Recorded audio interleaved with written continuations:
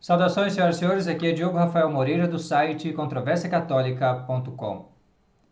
Do latim ao vernáculo, pretextos heréticos contra motivos católicos. Até o momento, ainda não há no YouTube um vídeo completo ou uma série completa falando sobre esta mudança na liturgia católica que aconteceu entre os anos 1964 aos anos 1969. Ou seja, como se mudou a língua com que a igreja faz as suas orações públicas, tanto o santo sacrifício da missa quanto o ofício divino. Como aconteceu esta mudança? O latim foi utilizado na liturgia romana durante 1600 anos.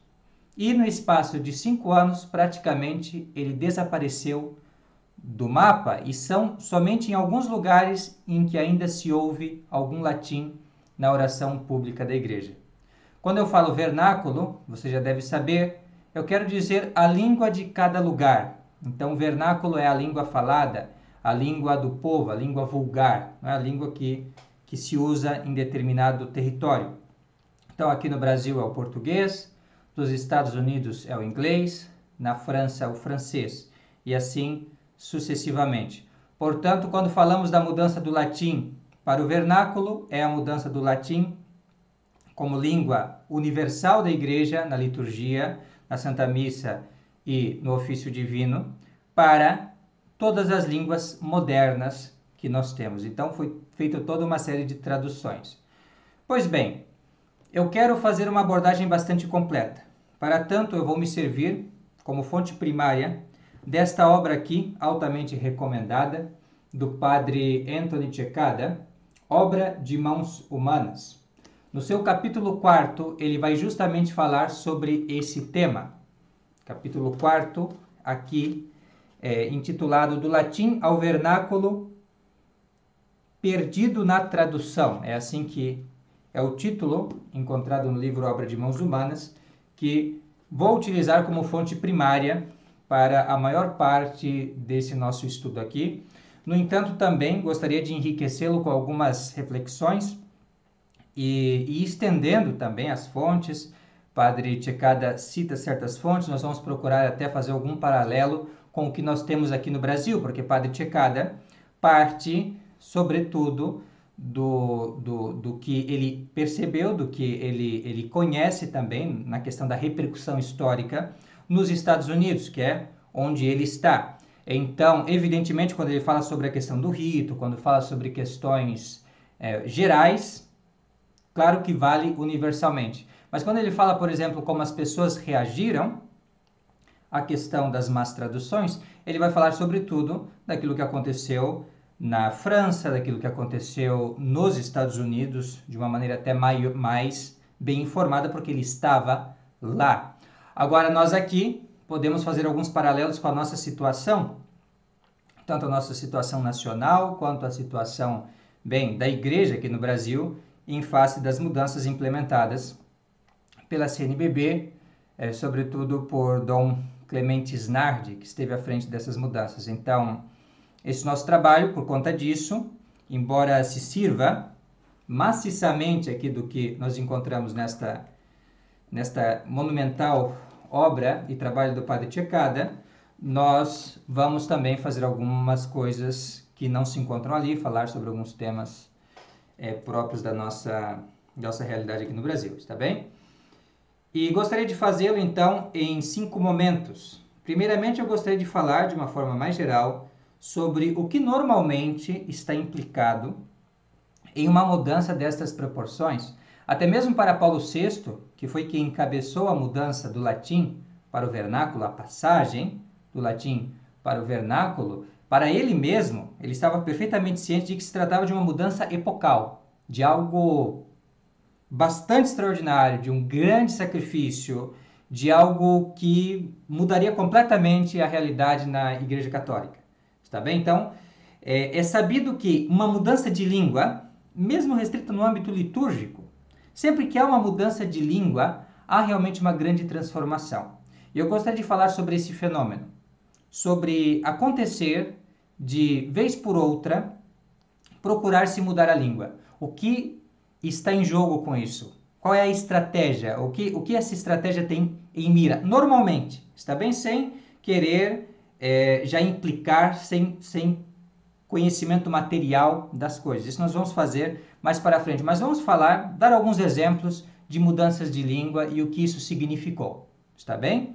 E feito isso, feitas essas ilustrações iniciais, nós vamos para o nosso segundo ponto, que é mostrar como aconteceu, com que argumentos se propôs essa mudança no âmbito litúrgico com a Constituição do Concílio Vaticano II sobre a Sagrada Liturgia, Sacrosanctum Concilium, e como então se argumentou em favor dessa passagem do latim para o vernáculo. Esses argumentos são largamente conhecidos, mas nós vamos colocar os argumentos nas palavras do próprio Paulo VI, para ilustrar bem o que efetivamente aconteceu, qual foi a motivação principal. Depois disso, nós vamos mostrar que esta motivação, terceiro ponto, ela é na realidade bastante comum com aquilo que moveu, 500 anos antes, a Martinho Lutero fazer a sua missa em alemão. E nós vamos citar o próprio texto de Martinho Lutero nesse respeito. Lá para o final, quando ele está falando sobre o que ele está fazendo ao implementar a missa alemã, então nós vamos ver qual foi o argumento usado por Lutero. E nós vamos perceber uma identidade. E também vamos recorrer a João Calvino e ver o que ele tem a nos ensinar sobre o que ele entendia pela sua ceia do Senhor, que tinha necessariamente que ser em vernáculo. Então, assim nós vamos compreender quais são os motivos utilizados geralmente para essa mudança da língua latina para a língua vernácula no ambiente litúrgico por aqueles que começaram com esse movimento aqui no Ocidente, que são Martinho Lutero e João Calvino. Claro, tiveram outros, mas vamos nos limitar a esses dois reformadores litúrgicos, está bem? E vamos ver que eles, 500 anos antes do Vaticano II, já usavam em substância os mesmos argumentos contra o latim. Está certo? E uma vez que nós compreendemos a índole um tanto suspeita de ir contra o latim, porque isso se originou justamente no meio dos hereges, nós vamos também ver como, de fato, nós encontramos esse espírito herético também nas traduções. E assim vamos falar um pouco sobre a história das traduções e, sobretudo, a maneira como elas foram implementadas. Afinal, quem são os verdadeiros culpados por estas mudanças um tanto estranhas que foram feitas nas traduções, que mais poderíamos chamar de traições? Quer dizer, mudou-se o texto de uma maneira tal que nós percebemos que havia uma intenção deliberada de falsificar o significado das coisas. No latim nós temos uma coisa, nas traduções vernáculas nós temos algo completamente diferente. Como isto? Como isso pode ter se passado? Então nós vamos falar sobre essas falsificações e, novamente, trazendo para o nosso contexto, para a mitologia que geralmente paira nos meios aqui do Brasil e em muitos outros lugares a esse respeito. Então vamos falar realmente quem são os verdadeiros réus, né, nesse tribunal sobre a questão das traduções. Então vamos procurar entender melhor. E para finalizar, nós vamos concluir com uma consideração sobre os motivos católicos. Deixando de lado os pretextos que até agora vimos para as traduções, para o vernáculo, para as mudanças radicais de língua, nós vamos ver quais foram os motivos, 5 deles, 5 motivos, pelos quais a Igreja preferiu conservar o latim. Está certo? Então, tudo isso nós vamos falar, não tudo neste vídeo aqui. Aqui nós vamos falar apenas sobre o primeiro tópico, que já é muito importante, para nós compreendermos bem, talvez, a raiz do problema, mas vamos fazer uma série e cada tema nós vamos tratar em um vídeo separadamente, para que se possa compreender bem as ideias e não se percam realmente os conceitos principais.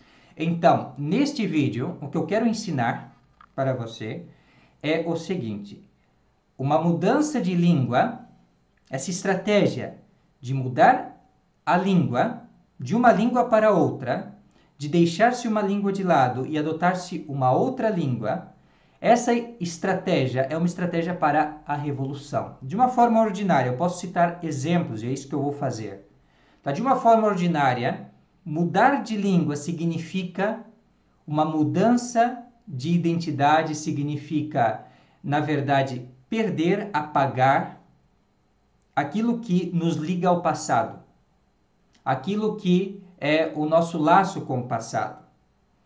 Mudar a língua significa apagar a nossa identidade e a memória das nossas tradições, enfim, de tudo aquilo que nos unia de alguma forma com os nossos antepassados e as crenças e as práticas dos nossos antepassados.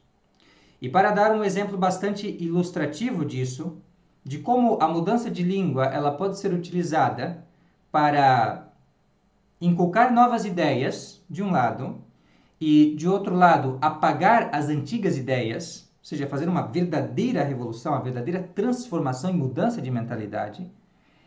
Isso mesmo em pessoas que está muito arraigada aquela identidade, muito viva a memória das doutrinas e das práticas antigas.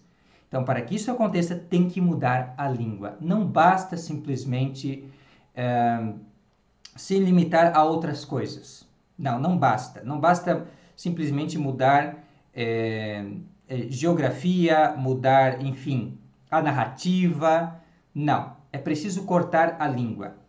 Porque é a língua que nos liga com os antigos. Porque qualquer coisa, aconteça qualquer coisa, ainda que eu estou escutando que ensinem outra coisa, eu tenho pela língua um meio de, pelos livros, pela narração oral, de chegar àquilo que sabiam os meus antepassados. Está bem? E assim nunca morre, então, essa tradição. Se nós queremos cortar, porém, de uma vez o elo que une o presente com o passado, remova a língua. E isso nós temos alguns exemplos. Eu vou, em primeiro lugar, falar de um exemplo bastante concreto. As pessoas que são do sul, Santa Catarina, do Rio Grande do Sul, sabem que nas regiões de colonização germânica, se proibiu no século passado, sobretudo na era Vargas, mas também nas administrações posteriores, se proibiu falar em alemão. Nós tínhamos os colonos germânicos e eles foram proibidos de falar o alemão em público e, na verdade, até havia espionagem na casa das pessoas para que elas não falassem em alemão. Não se podia mais falar em alemão, de modo que hoje em dia até os descendentes reclamam: por que não nos ensinaram o alemão? Seria tão bom saber alemão. Isso é uma chave para o conhecimento de tantas coisas e, enfim, para o contato com um povo interessante. E, no entanto, não é possível, porque os pais não ensinaram. Por que não ensinaram? Bom, não ensinavam porque não podiam ensinar. Porque o governo, à época, tinha a intenção de cortar a raiz que eles tinham com seu país de origem e de inculcar na cabeça dos colonos a propaganda nacionalista da época. Então, eles não acharam um meio mais eficaz de fazer isso do que proibir completamente o ensino e o uso do alemão. Foi isso que eles fizeram. E eu moro em uma cidade próxima de Blumenau e de outras cidades em que isso foi implementado. Então, eu sei de testemunhas oculares, eu sei dos antigos aqui da região. Mas, se você quiser, há inclusive alguma coisa disto documentado, não tudo, evidentemente, mas alguma coisa documentada nesse documentário aqui, Proibido Falar Alemão. É um documentário que parece ter sido veiculado em 2014, é integrante de um projeto maior sobre as raízes, enfim, coisas assim. E pode ser consultado, né, para fins de ter este exemplo em mente, de fixação e de verificação realmente, que é assim que aconteceu, ou seja, para conseguir tirar dos colonos esse laço com a Alemanha e para conseguir fazer com que eles se imbuíssem das novas ideias do governo Vargas e dos governos posteriores, não pode falar alemão. Compreende? Então deve-se apagar o alemão. E mais uma coisa interessante de nós percebermos. Alguém pode dizer assim, que no entanto, nós temos a Oktoberfest, Na verdade, não é uma festa germânica, quer dizer, não é uma maneira de reavivar essa raiz alemã que nós temos aqui em muitos lugares, em Santa Catarina, no Rio Grande do Sul, não pode ser assim? Bem, meus caros, eu vou dizer para vocês francamente o que é a Oktoberfest, está bem? Concretamente, o que é a Oktoberfest? A Oktoberfest é basicamente o que nós podemos ver em ilustrações. Nós podemos procurar Oktoberfest, Blumenau, e nós vamos encontrar uma descrição de como surgiu e também algumas imagens bem ilustrativas. Aqui nós temos aqui uma imagem bem ilustrativa, moças vestidas com roupa típica germânica, ao menos é o que procura se expressar, e com canecos de cerveja. É isso que nós vemos. Então, nós podemos perguntar assim, isto aí é a identidade germânica? Quer dizer, isto aí é realmente uma ligação com o legado dos ancestrais da Alemanha, que, enfim, né, deram origem a essas pessoas que estão aí, os seus descendentes e tal? Ou então podemos colocar assim, as pessoas que vão a essa festa, ou enfim, que tiram, depois de um tempo, vão para lá e como que se tornam, naquele tempo ali, então, voltam às raízes como se fossem alemães, então ali eles estão com as roupas, eles estão bebendo cerveja, não é algo que lembra a Alemanha, enfim, de alguma maneira, estão escutando música alemã, estão vendo danças típicas da Alemanha, certo? Esta festa mesmo, se nós formos pesquisar, ela é uma festa alemã que se baseia em uma festa que efetivamente acontece na Alemanha. Então, isto aí seria uma maneira, então, de reforçar as raízes alemãs. Mas, se nós olharmos bem, tudo isso é muito superficial. Na realidade, todos ali já são brasileiros. Todos eles já estão integrados. E a campanha de nacionalização, ela já foi bem sucedida. Eles não vão levar essa cultura alemã para fora deste centro de eventos. Aquilo ali, na verdade, é um evento folclórico, é um evento de entretenimento. É algo para fazer algum dinheiro também para algumas pessoas que, por exemplo, produzem cervejas artesanais, mas não é algo que tem muitas consequências práticas, compreende? Quer dizer, esse rompimento, essa ruptura com a língua, ela deixou sequelas. E é tão grande, então, que o que a gente pode chamar de um remanescente é algo tão tênue, tão vago, que não representa mais nenhum perigo. Compreende? Então, aquele que é bom entendedor talvez já percebeu um pouco aonde eu quero chegar com esta comparação aqui.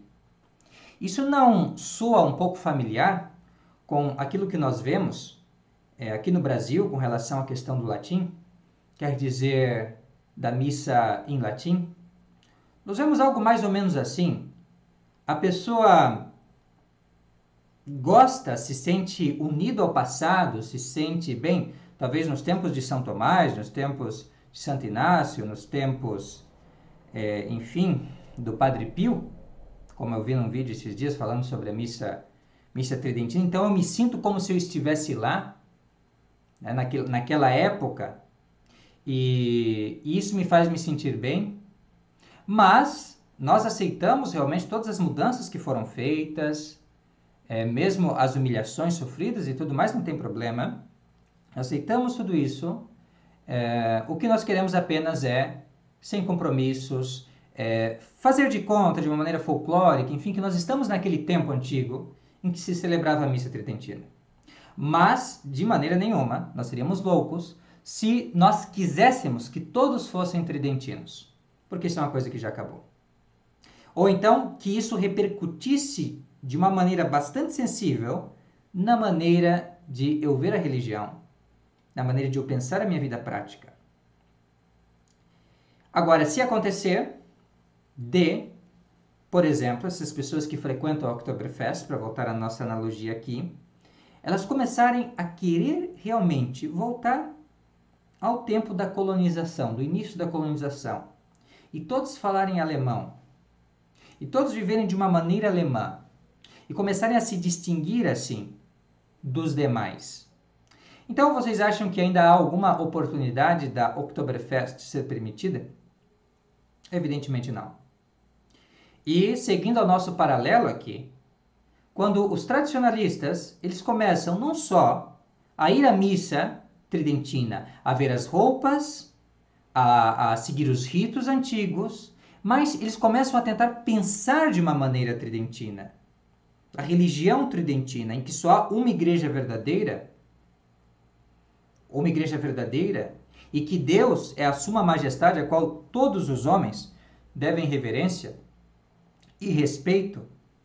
Então, se nós chegamos a essa mentalidade tridentina e queremos que todos, como queriam os católicos antigos, acreditassem desta maneira, praticassem a fé desta maneira, aí não. Aí você não pode. E aí você tem o documento Traditionis Custodes do Francisco, proibindo praticamente a realização da missa tridentina e proibindo efetivamente a missa tridentina nas paróquias. Então, é isso que nós temos. Ou seja, a mudança de língua, ela é realmente para apagar a memória do passado e, sobretudo, para matar a tradição. Ou seja, para que, se existir a tradição, ela exista apenas como um folclore, como um saudosismo, como uma coisa que não tem implicações sérias realmente na nossa vida. Mas, feitas as concessões da festa, do folclore, da missa tridentina sob os auspícios do motu próprio, feitas as concessões, que não se vá além disso. Se você for além disso, você quer levar o catolicismo na doutrina a sério e que todos sejam católicos desta maneira, e que aqueles que não seguem isso não são verdadeiros católicos, aí você é um cismático, aí você está pregando uma doutrina que não pode de jeito nenhum, e aí você vai ser cortadas as suas asinhas, as asinhas vão ser cortadas. É mais ou menos isso. Então, eu espero que este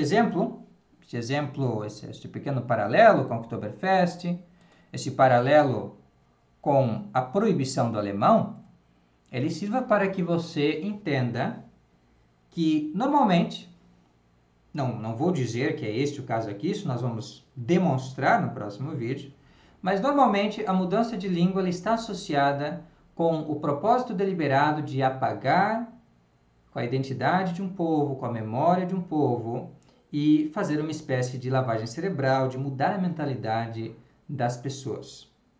Isso normalmente é assim, você vai acabar com as ideias antigas, apagar as ideias antigas e vai encher a cabeça das pessoas com ideias novas, basicamente.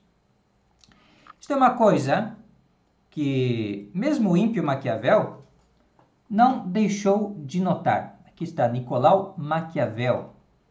Está em português, eu havia pesquisado isto em inglês, Nicolau Machiavelli, na verdade em italiano, né? Nicolau Machiavelli, está aqui. É o autor de O Príncipe. Deixe-me localizar alguma imagem dele para ficar um pouco mais ilustrativo. Aqui, esta imagem é bem famosa. Está bem. Então aqui temos este autor que escreveu o livro O Príncipe e, além do Príncipe, também escreveu uma obra chamada Discurso sobre a Primeira Década de Tito Livio. Isso é para uma literatura um pouco mais especializada, está bem? Isso é uma obra menos conhecida de Maquiavel. Discurso sobre a Primeira Década de Tito Livio, no qual ele discute sobre várias questões de filosofia política, de como acontece, por exemplo, para alguém tomar o poder, ou então para conservar o Estado, ou então para fazer uma revolução. Está certo? E Maquiavel, o ímpio Maquiavel, estava convencido de ele dar argumentos e naquilo que são argumentos de razão, nós devemos conceder que faz sentido o que ele diz, de dar argumentos de que se você realmente quer fazer uma revolução total na sociedade ou na religião da sociedade, você deve necessariamente mudar a língua que as pessoas falam. Porque isso realmente faz com que se apague por completo as ideias e as práticas antigas e se instale novas ordens, novos modos e ordens. É assim que ele fala. Novos modos e ordens. E ele dá um exemplo de uma revolução parcial, que não conseguiu ser totalmente bem-sucedida por motivos graves, que foi a questão de como o cristianismo aboliu o paganismo.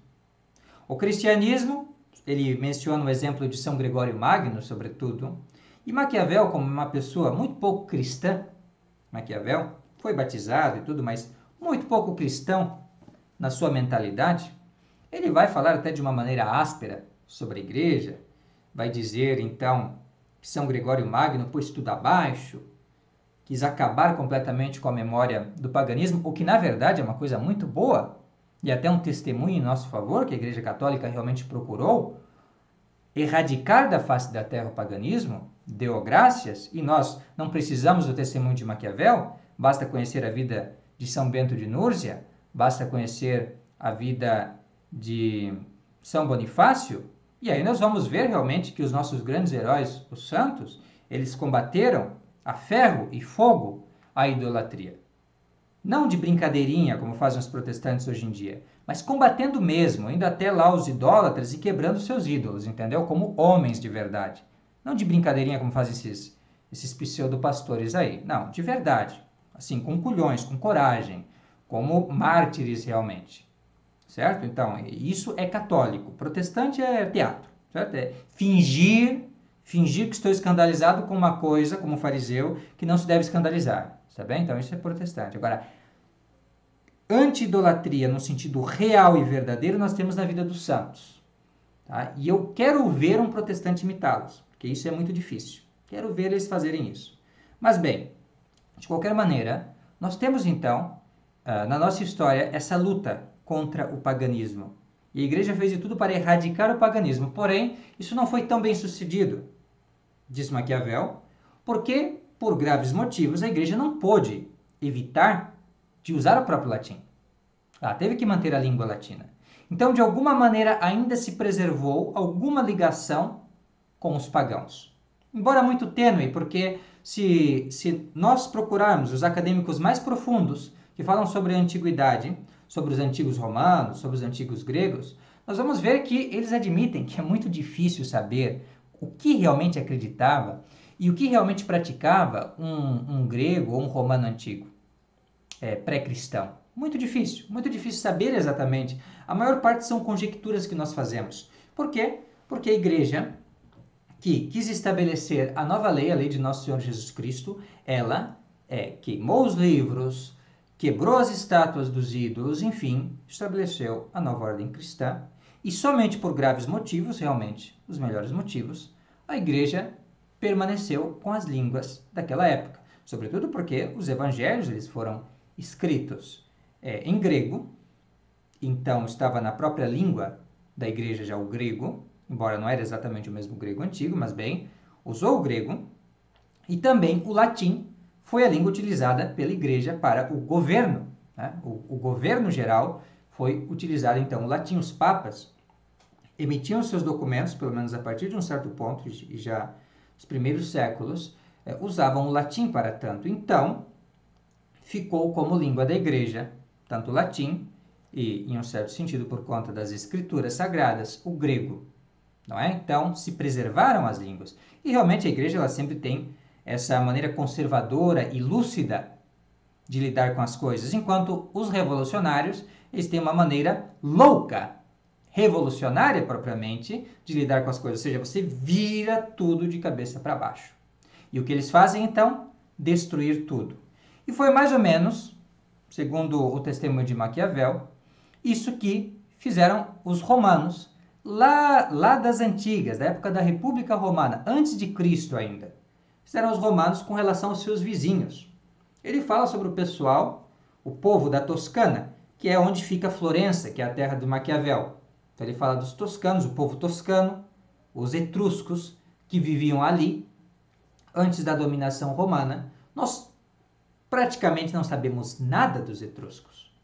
Nós sabemos o nome dos lugares, E só. Você não sabe mais sobre os etruscos, senão aquilo que os historiadores romanos quiseram contar e transmitir sobre uma ou outra prática deles, mas não se sabe mais nada. Dos próprios etruscos não se sabe mais nada. Por quê? Porque os romanos tiraram deles a língua pátria. E acabou. Então, se você quiser fazer uma revolução bem-sucedida, então faça isso. Mude a língua. E parece que foi mais ou menos isso o que quiseram fazer os modernistas. Ou pelo menos, disso nós podemos, ao menos, legitimamente suspeitar, dados estes exemplos que eu coloquei aqui neste vídeo.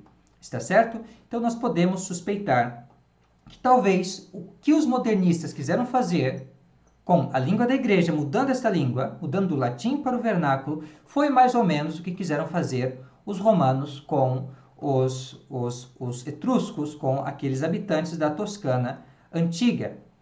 Vamos aqui apenas citar Maquiavel e ver como não é difícil para nós fazermos um paralelo entre o que os romanos fizeram com os etruscos com aquilo que os modernistas fizeram com os católicos.